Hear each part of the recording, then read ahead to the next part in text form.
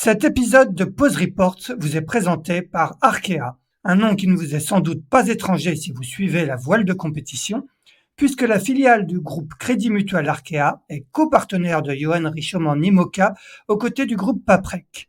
Le double vainqueur de la solitaire du Figaro, qui a pris la deuxième place de la 16e édition de la Transat Jacques Vabre Normandie-Le Havre avec Yann Eliès sur Paprec Arkea, bateau dernier cri mis à l'eau en février 2023, s'attaquera en novembre 2024 à son premier Vendée Globe.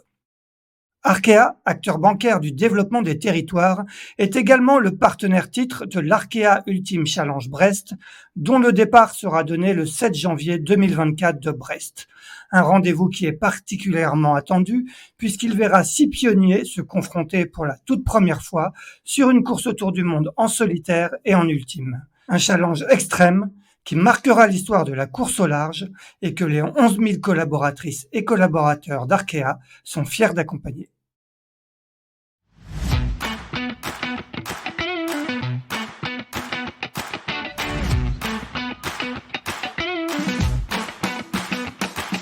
Bonjour, vous écoutez Pause Report, le podcast qui décrypte et analyse chaque semaine l'actualité de la voile de compétition. Pause Report est produit par Tip & Shaft, le média des professionnels et des passionnés de voile de compétition. Tip & Shaft, ce sont 2 newsletters hebdomadaires en français et en anglais, des podcasts, des formations, un studio de production de contenu, une plateforme de vidéos à la demande Sailors, ainsi qu'un festival du film que vous pouvez retrouver sur tipandshaft.com. Je suis Axel Capron et je vous souhaite la bienvenue dans Pause Report. Avant de commencer cet épisode, un petit mot pour vous rappeler que l'édition 2024 du Sailors Film Festival débute le mercredi 17 janvier à Lorient, avant de partir en tournée dans 24 autres villes en France. Au programme, des films inédits et exclusifs et, sur certaines dates, la présence des marins sur scène. Le Sailors Film Festival est présenté cette année par le CIC, avec également le soutien de Musto et Eli Hansen. Infos et réservations sur sailorsfilmfestival.com.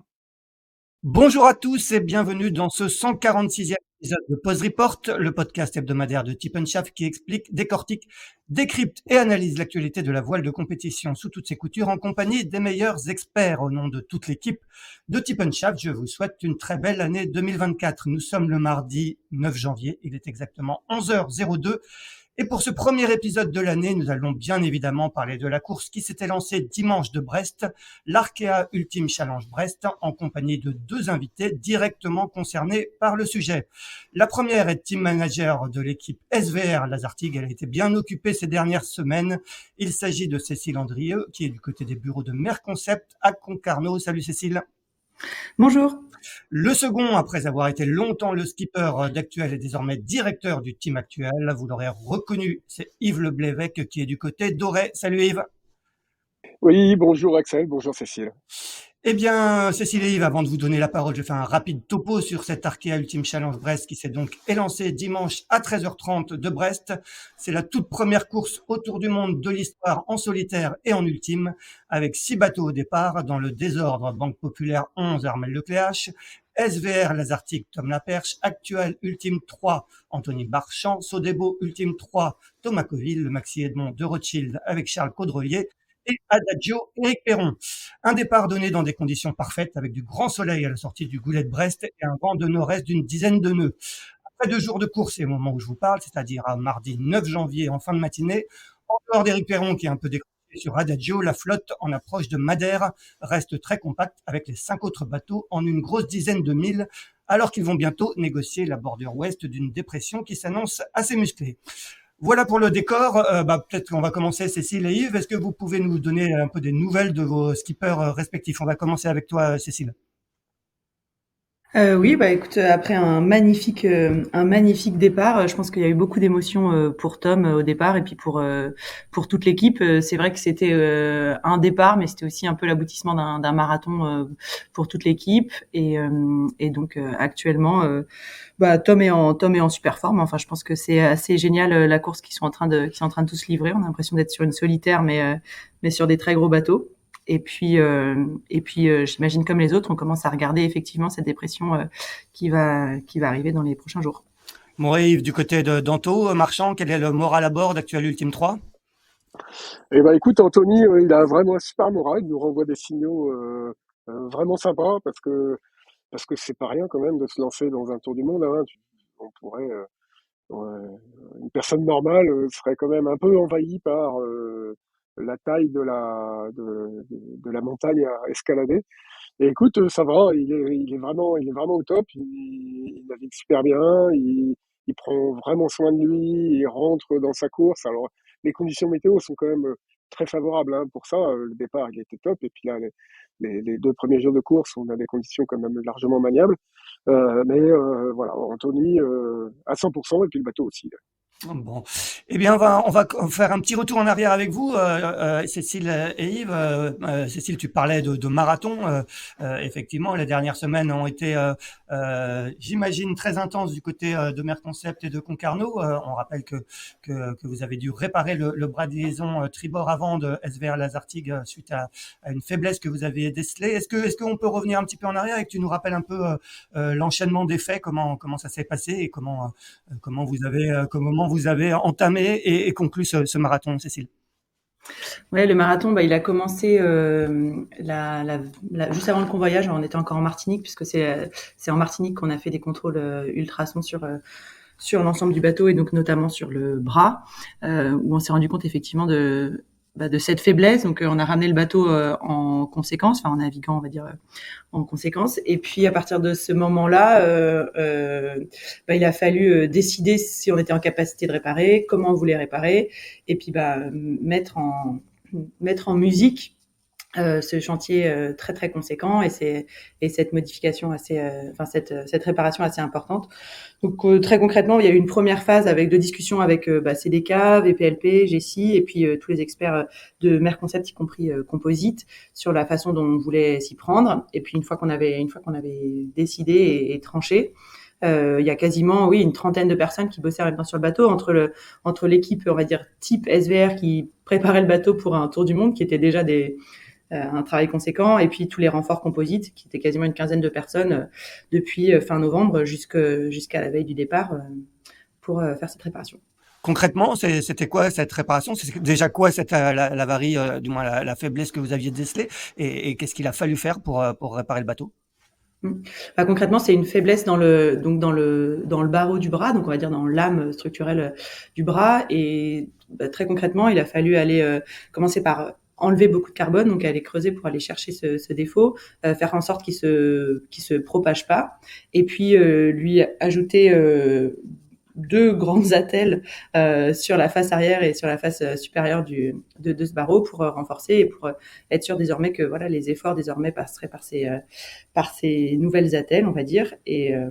Et voilà, donc toute cette partie, on a retiré beaucoup de matière, préparé les surfaces pour faire ces collages de ces 2 grandes attelles. Ça c'est très chronophage, et puis c'est des étapes qui sont assez pénibles. C'est beaucoup de meulage, donc c'est la tête dans le carbone et dans la poussière un peu toute la journée. Donc c'est sûr que c'était pas forcément des étapes super faciles. Et puis progressivement, quand on commence à rajouter des renforts, on a l'impression qu'on va dans le bon sens vers le départ. Donc là, on était plutôt dans une deuxième phase à ce moment-là. À quel moment vous vous êtes dit, bon, là, ça y est, on sera à Brest le 6 janvier, vous êtes arrivé la veille du départ. À quel moment vous vous êtes dit, bon, c'est bon, on va être dans les temps? En fait, ça a été assez progressif. On va dire qu'on est tout début décembre ou fin novembre, on avait encore un pourcentage d'incertitude qui était assez élevé, qu'on a d'ailleurs partagé avec notre partenaire au moment de prendre la décision d'ouvrir le bateau, parce que c'est quand même d'abord du destructif. Et puis progressivement, et je dirais, voilà, à partir du moment où on a commencé à recoller ces renforts, c'est des étapes qui sont un peu plus maîtrisées en termes de timing et de planification. Donc on arrivait un peu plus à mettre des jours en estimant qu'il y aurait moins d'aléas sur ces étapes-là. Donc ouais, fin décembre, un peu après Noël, on commençait à être un peu plus serein. Bon, vous avez pas eu de vacances dans l'équipe, quoi. De toute façon, c'était pas trop prévu. Non, je dois reconnaître que tous les jours ont été travaillés. Enfin, on s'est organisé parce on a tout de suite su qu'il fallait tenir dans la durée. Donc, il y a des petites rotations pour qu'il y ait des jours off par-ci par-là. Mais globalement, c'est sûr qu'il y a eu un gros volume de fournis pendant ces 6 semaines. Yves, quel est un peu ton regard sur cette course contre la montre dans laquelle s'est lancé tout le team SVR? On regardait ça, on regardait ça à distance. Alors on avait comment quand tu vois la dimension de l'équipe de Merconcept, en fait, j'avais pas beaucoup de doutes sur la capacité qu'avait l'équipe de Tom à mettre le bateau en route, parce que c'est vraiment, je pense, aujourd'hui, l'un des teams de course au large les plus aboutis en matière d'organisation et de moyens techniques. Donc si eux n'y arrivaient pas, je pense que personne était capable d'y arriver. Maintenant, nous, on avait aussi nos soucis, si tu veux. Donc, on regardait ce qui se passait à côté, mais on regardait surtout du côté de chez nous. Bien sûr, on va en reparler juste après, Yves. Un dernier mot là-dessus, Cécile. Est-ce qu'il y a un moment où vous vous êtes dit, peut-être au tout début, que vous n'arriveriez pas à être au départ de cette Arkea Ultimate Challenge Brest et que même vous pourriez tout simplement pas y participer du tout?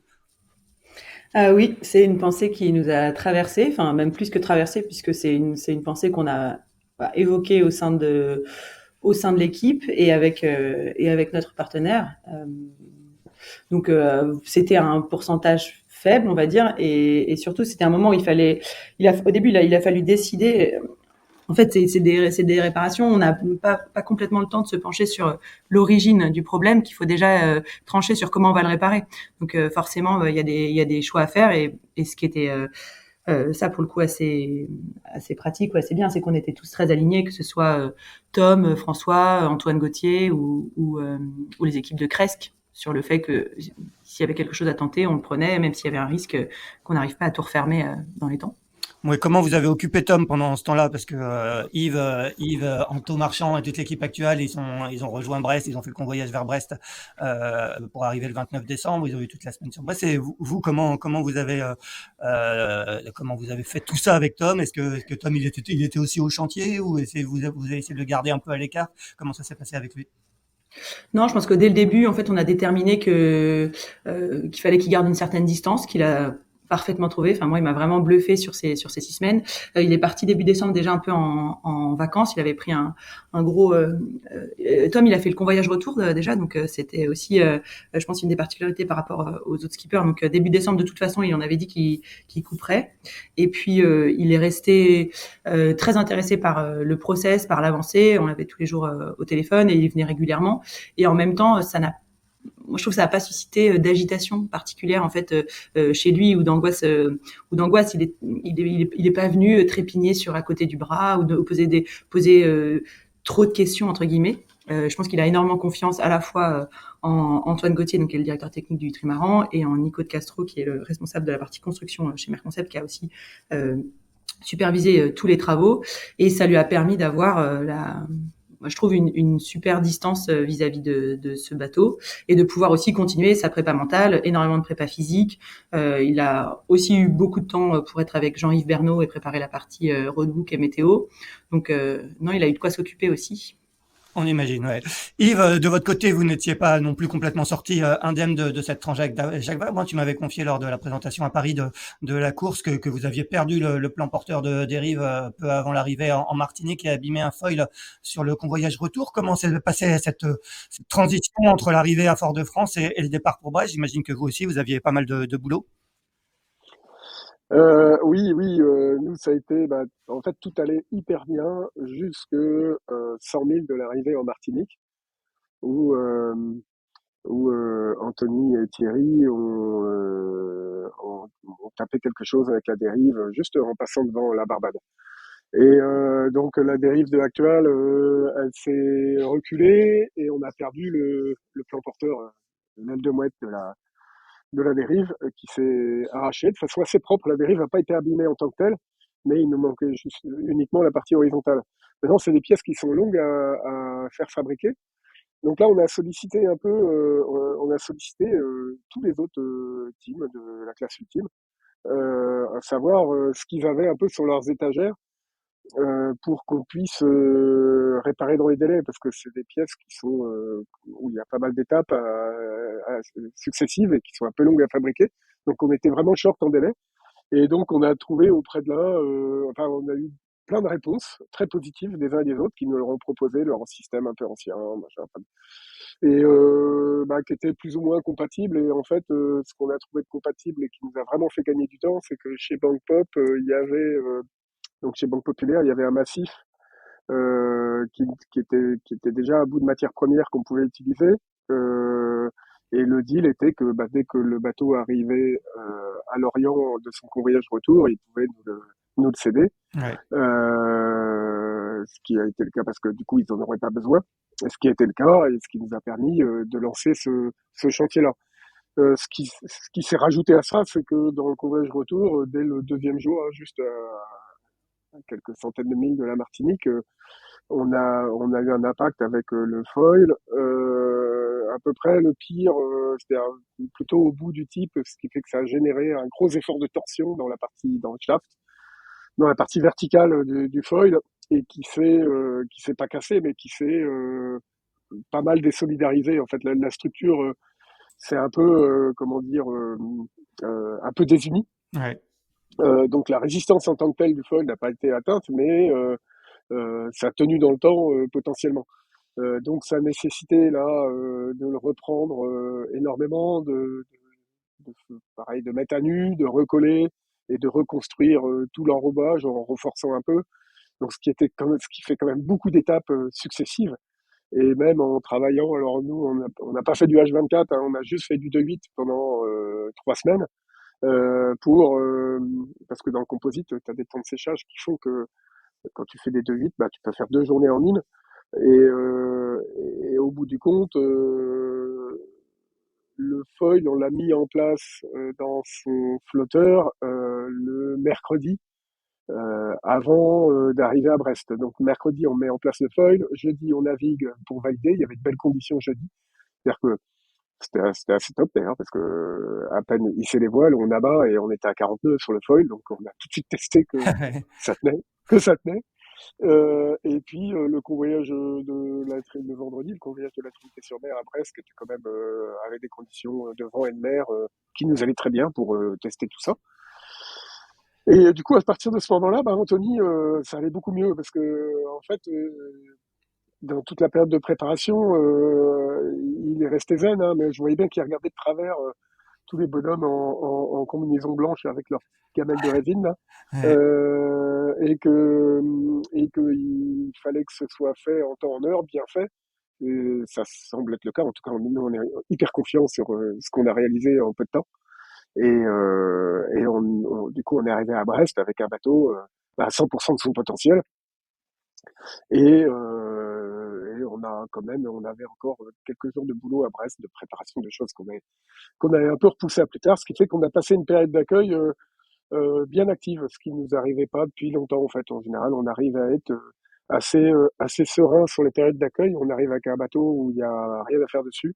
Là, il y avait encore quelques trucs à faire. C'est que la job list a été terminée le vendredi soir d'avant le départ, quoi. Bon, après, on garde pour la fin des choses mineures, mais quand même, c'était bien timé jusqu'au bout. Bon, ça a été tendu. Vous êtes du coup, Anto est parti avec la nouvelle paire de foils que vous avez lancée cette année. Absolument, ouais. On a les foils 2023 qui sont une évolution des foils. On est un peu dans la V2.5 hein, du bateau et qui nous permettent de monter en performance. Le bateau va pas plus vite, mais il vole plus tôt. C'est-à-dire que dans les allures un peu intermédiaires, il arrive à voler là où avant on n'y arrivait pas. Et on l'a bien vu typiquement dans dans le vent qu'il y avait au départ là, les images qui ont été prises au niveau des pierres noires là où le vent est rentré un peu. Eh bien, on a bien vu que le bateau volait à peu près en même temps que les autres, ce qui n'était pas le cas auparavant. Ouais, bien sûr. Cécile, de votre côté, est-ce que vous avez eu le temps d'éprouver la réparation en navigation ou il a fallu directement passer de Concarneau à Brest? Non, en fait, je pense qu'on a quasiment eu à peu près le même volume de nav avant de partir que les autres, hein. On avait bien conscience que c'était aussi bras ou pas bras, tout le monde a eu un mois de décembre assez actif. Nous, on a mis à l'eau jeudi dernier, donc juste avant le départ. On a pu faire une longue navigation vendredi toute la journée pour tout remettre en place, voilà, s'assurer que que ça tenait entre guillemets. Et puis on a eu le convoyage samedi pour naviguer. Donc non, de la même façon, je pense que Tom il part très serein sur ce qui a été ce qui a été effectué et puis sur son bateau qui est à 100%. On se demandait finalement, quand vous avez la classe ultime à solliciter l'organisateur pour participer à la Transat Jacques Vabre, si cet enchaînement allait être possible, si ça risquait pas de poser des problèmes en vue de l'Arkea Ultime Challenge. Finalement, il fallait le faire, cet enchaînement. Quel est un peu ton avis, Cécile? Finalement, c'était un mal pour un, du moins, même pas un mal pour un bien, mais c'était important de faire cette Jacques Vabre avant le Tour du Monde.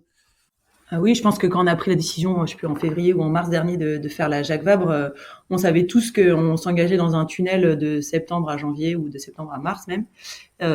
Aujourd'hui, moi, j'ai aucun regret sur ça. Je pense qu'au contraire, on a pu avoir un volume de navigation qui était super intéressant pour partir avec un bateau prêt sur le tour du monde.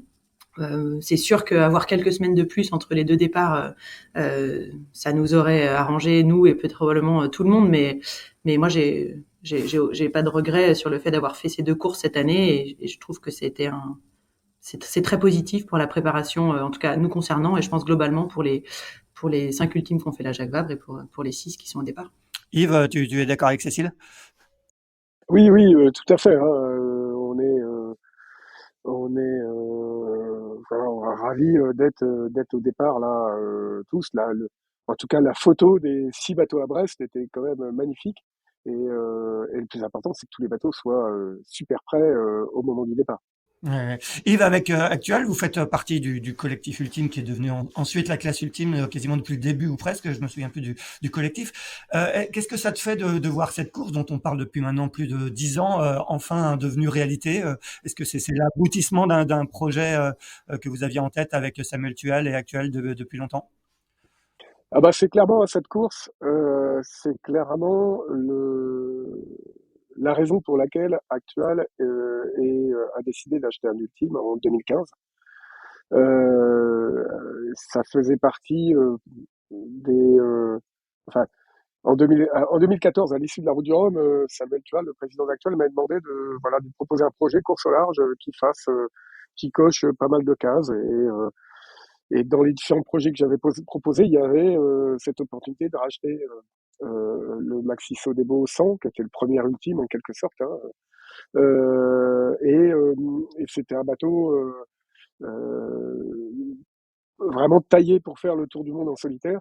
Et d'ailleurs, cette course-là, au moment où on l'a racheté, on parlait d'une course en 2017. Ouais, bien sûr. Tu vois, donc rapidement, ça s'est décalé en 2019.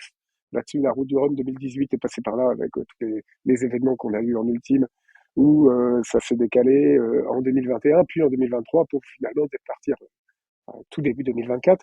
Euh, mais cette course-là, c'est totalement constitutif de la classe ultime. Les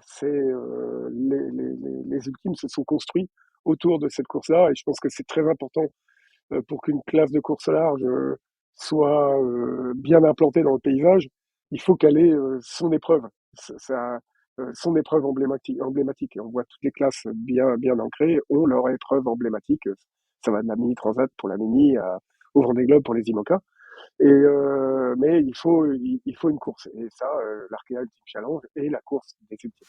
Ouais. Au départ, ça devait être avec toi à la barre du bateau. Finalement, tu as décidé en fin d'année 2021, si je ne me trompe pas, de transmettre la barre d'Actuel Ultime 3 à Anto Marchand. Est-ce que quand tu l'as vu partir dimanche, dans ta tête, il y a eu une petite pointe de se dire, ah, j'aurais pu y être, ou ça fait longtemps maintenant que tu as basculé dans un autre rôle et que tu n'as pas aucun regret en tout cas là-dessus.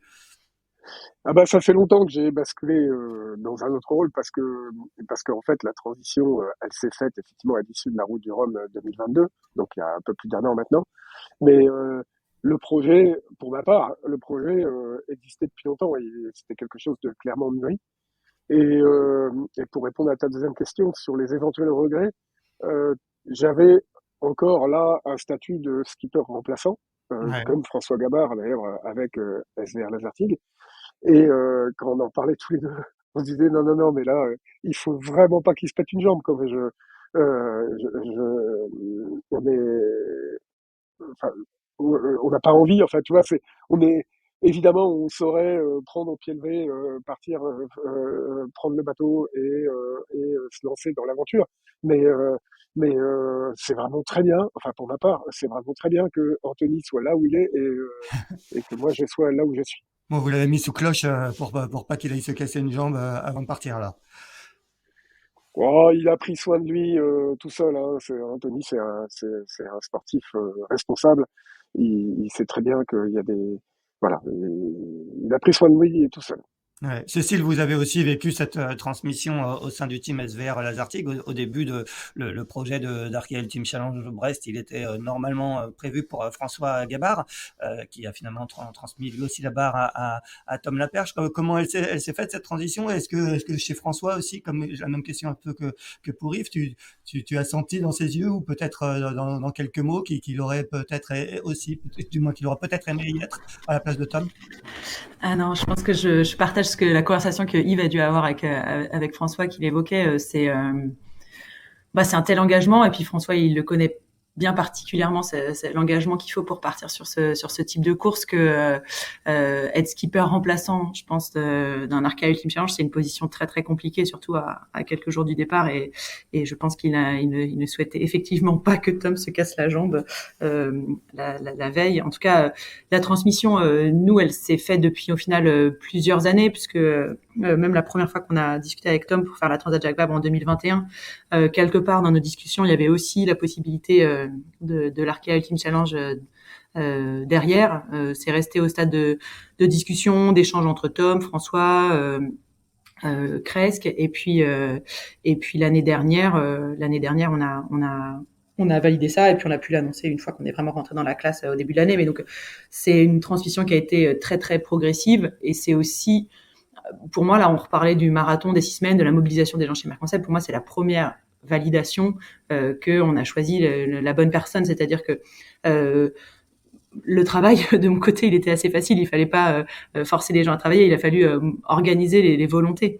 Et donc ça, quand on dit on va arrêter les vacances de Noël, on va arrêter les machins, etc., et que tout le monde lève la main, c'est parce qu'ils ont envie de le faire pour Tom et parce qu'il y a déjà une connexion énorme entre l'équipe technique, entre Merconcept et Tom depuis 2 ans et que la passation, elle est évidente. Ouais, on rappelle que Tom est tout jeune, hein, il a seulement 26 ans, il a gagné la solitaire du Figaro en 2022. Comment vous avez vécu un peu ce départ avec lui? On l'a vu très ému, hein, entre samedi, l'arrivée du bateau à Brest, le départ du ponton dimanche matin. Comment tu as vécu? Comment vous l'avez entouré? Parce que parfois il faut faire attention à ce que les marins ne se fassent pas trop déborder par l'émotion. On a vu plusieurs fois sur le Vendée Globe que parfois il y a des marins qui racontaient après coup que le début de course avait été très difficile en raison de cette émotion emmagasinée sur les pontons. Comment ça s'est passé? Comment vous l'avez entouré, Tom, sur ces quelques jours passés dans le départ et en particulier samedi et dimanche? Je pense qu'il s'y attendait à être, je pense que c'est quelqu'un qui respecte vraiment ses émotions. Et moi, d'ailleurs, j'ai vraiment adoré cette image quand il arrive au ponton. C'est-à-dire que il se cache pas les yeux, il s'excuse pas de pleurer. C'est juste, il a une acceptation de cette émotion qui arrive, je trouve, qui est géniale et qui est une super distance vis-à-vis de ça. La façon dont on l'a entouré, c'était déjà lui faire sentir qu'il serait, évidemment, il allait tout seul, mais je pense qu'il a vraiment, vraiment conscience que derrière, il y a au moins 20 personnes qui le suivent de très très près. Et puis ensuite, on a quand même beaucoup discuté de comment on allait organiser tous les échanges, que ce soit technique, routage, performance, même vie à bord, etc. Donc on avait un peu échangé sur le type de routine qu'on allait avoir avec lui. Pour qu'il n'y ait pas une cassure très nette entre je vis dans un marathon, on est 30 à s'occuper du bateau et ensuite je suis tout seul. Donc ça se passe plutôt bien. Enfin, on l'avait anticipé comme ça. Yves, comment tu as de ton côté vécu un peu ces adieux qui n'en sont pas, ces au revoir en tout cas avec Anto? On a senti une émotion un petit peu plus contenue chez Anto, mais elle devait sans doute être très forte quand même. Comment tu as vécu ça? Nous d'extérieur, on a eu l'impression de revivre un peu les départs de Vendée Globe avec quand même, et c'est des marins qui partent pour une aventure au long cours, sur en plus quelque chose qui n'a jamais été fait. J'ai vraiment été impressionné par le sang-froid de Anto qui, alors, moi, je suis convaincu qu'il y avait une part de lui qui était quand même bien en désordre, enfin en désordre, en tout cas, forcément, tu peux pas rester neutre avant le départ d'un tour du monde comme ça, mais ce qui renvoyait et ce qui nous renvoyait à nous tous, vraiment, c'est quelque chose de très serein, de très voilà, je sais très bien pourquoi je suis là à ce moment-là, je sais très bien ce qui va se passer, et, vraiment, j'étais vraiment très agréablement surpris parce que c'est une chose qu'on ne connaît pas, de voir à quel point il restait accessible, à quel point on pouvait échanger sur des points de détail, de préparation et tout. Il était toujours très réceptif. Je suppose que moi, dans la même situation, j'aurais eu du mal à canaliser mon attention autant que ça, mais vraiment, Anto, il a vraiment parfaitement réussi à forcément vivre, parce que il a une dimension humaine vraiment importante, donc forcément vivre l'émotion, mais d'un autre côté, de garder une part très rationnelle, et c'était en tout cas pour nous très confortable. Et évidemment, on a bien vu que le moment où on l'a accueilli à bord du bateau, et ça s'est fait, on s'était vraiment pas préparé du tout, mais ça s'est fait très spontanément, où tout l'équipage est monté à bord pour l'accueillir. On avait tous, Anto compris, mais aussi toute l'équipe, une petite larme. Tu as fait partie justement des derniers à quitter le bateau avant la procédure de départ. Qu'est-ce que tu lui as glissé à l'oreille au moment de partir? Bah, que des choses très simples, hein. Là, pour le coup, on est déjà dans l'action, tu vois. Les choses montent en tension tranquillement, tu vois. Là, il y a eu des conditions de départ, et puis alors là, l'organisateur a vraiment fait bien les choses, que ce soit le déroulé de la présentation des skippers, le départ des bateaux, la parade. Bon, et on était aidé par la météo, mais vraiment, c'était vraiment une belle journée, et parfaitement bien encadrée. Et que c'est pas toujours, enfin, les discussions avec l'organisateur sont pas toujours super fluides, mais là, il y a vraiment un super boulot de fait, très professionnel. Et donc, nous, on s'est fait emmener là-dedans. Et puis, quand les heures passaient, enfin, quand le rétro-planning avant le départ arrivait, on se concentrait de plus en plus sur la procédure des départs, l'endroit où on allait se placer, les conditions, le dernier brief météo. Donc, déjà, Anto, il rentre dans sa course. Donc, on n'a plus grand-chose à lui dire. Sinon,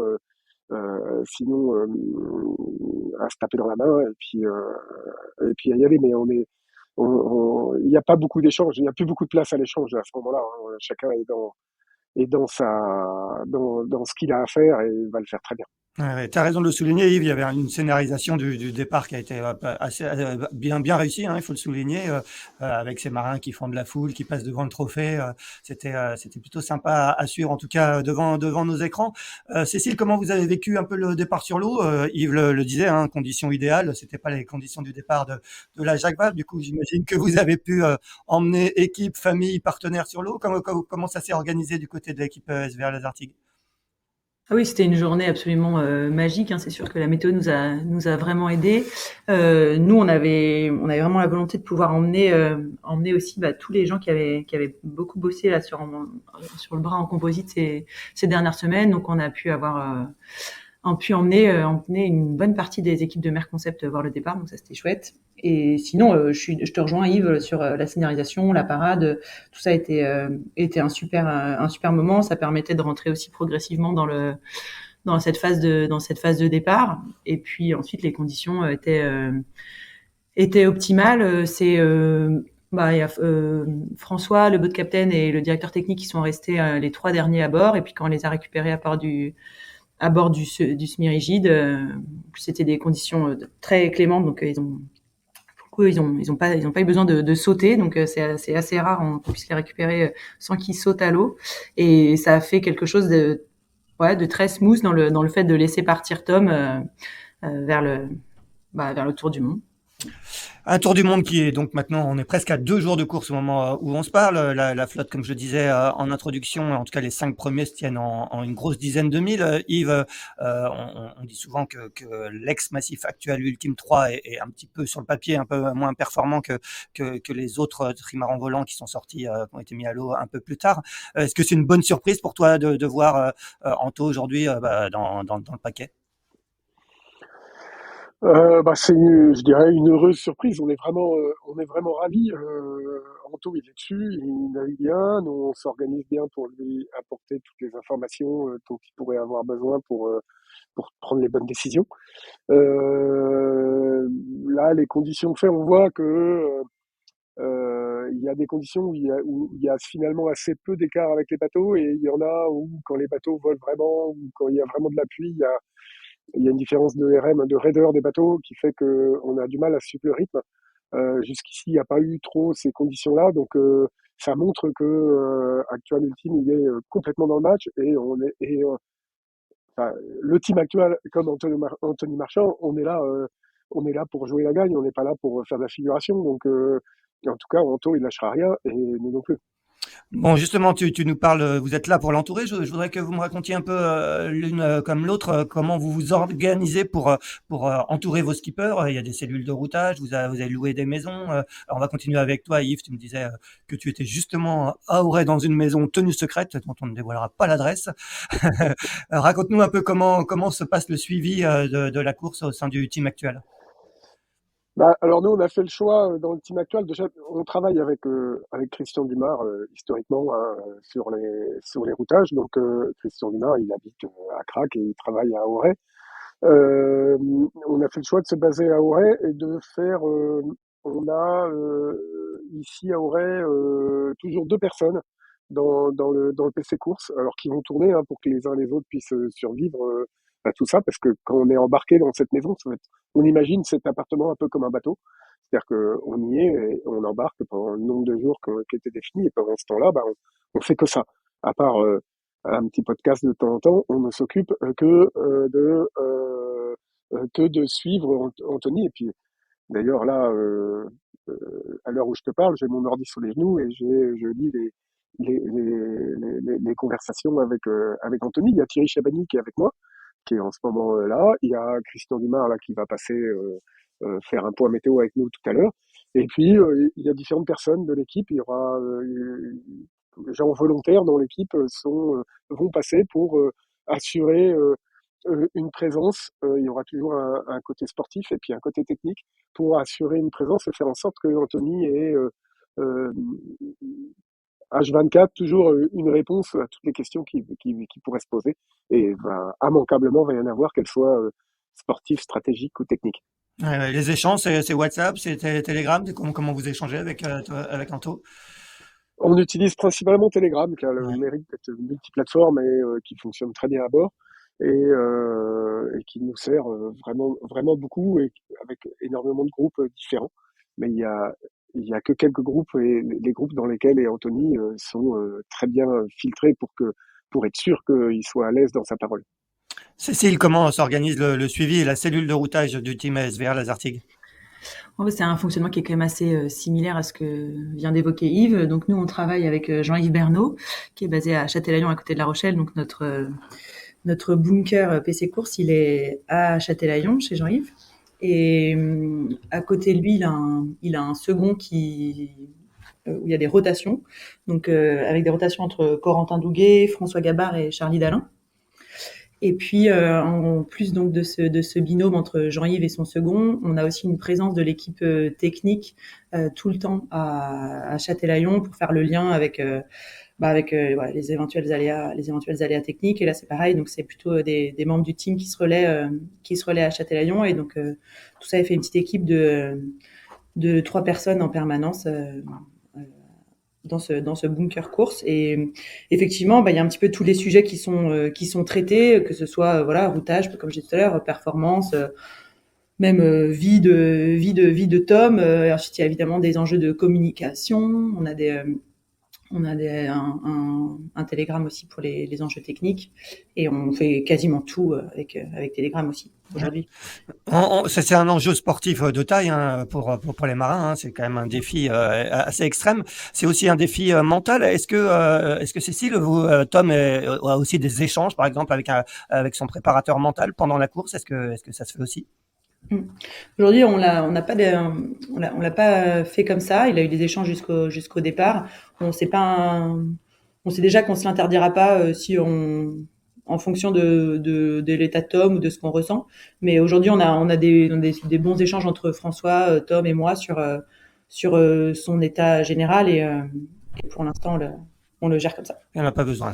Et Yves, Anto, est-ce qu'il a besoin, lui, d'un accompagnement mental pendant la course ou c'est vous aussi qui vous occupez un peu de ça? Ah, c'est sûr que c'est pas, enfin, on n'a pas prévu de personne extérieure pour ça, mais l'accompagnement de Anthony fait partie des éléments de performance. C'est-à-dire que, évidemment, on va être très à l'écoute de ses ressentis, de ce qu'il va nous transmettre. Et, euh, et de toute façon, tout ce qui est fait à bord du bateau, c'est lui qui le fait. Il ne pourra faire que les choses dans lesquelles il se sent capable. Donc c'est vraiment, ou comme les choix stratégiques, tu vois, là par exemple, on sait que la nuit prochaine, enfin la nuit de jeudi à vendredi, là, va être tonique. La limite, le curseur, c'est Anthony qui va le poser. Et on va, comment dire, nous, on va lui proposer différents scénarios et autres. Et c'est vraiment lui qui fixe le curseur. Et nous, on est très, très à l'écoute de son bon état général et le mental en fait partie. Bien sûr. Ouais. Cette course était un éventuel aussi défi logistique. On sait que les escales sont autorisées avec un arrêt obligatoire dans ce cas-là de 24 heures. On en a pas mal parlé avant le départ et on en avait parlé il y a un mois dans Tip and Shaft. Yves, raconte-nous comment vous anticipez éventuellement. Je pense que Cécile nous le dira, c'est à peu près pareil au sein de tous les teams, peut-être pas chez Adagio qui a un peu moins de moyens, mais comment vous avez anticipé d'éventuelles avaries, d'éventuels transports d'appendices. Comment ça s'est passé au sein du team actuel? Bah, il y a déjà deux choses. Il y a tout ce tout ce qui est un peu volumineux et qui est susceptible d'être emmené, qui est déjà prêt, emballé. Enfin, tu vois, pour exemple, à partir du moment où tu fais une caisse en bois, il faut que le bois que tu utilises, il soit certifié par un organisme du transport mondial, là, pour être sûr que c'est un traitement spécial qui va pas emmener des termites françaises à l'autre bout de la terre. Donc, tu vois, c'est des détails comme ça que il faut évidemment les préparer parce que au moment où tu en as besoin, ben, tu peux pas le faire. Donc, tout ça est prêt. Et puis, il y a aussi, tu vois, des listes d'équipements qui sont déjà prêtes selon le type d'intervention à faire, selon s'il y a une intervention, bah, ça peut être, enfin, par avance, évidemment, on peut pas savoir quel type d'intervention ça peut être. Nous, ce qu'on peut juste préparer, c'est les, euh, les différents jeux de caisse qu'on va emmener. Donc ça, c'est déjà bien calé.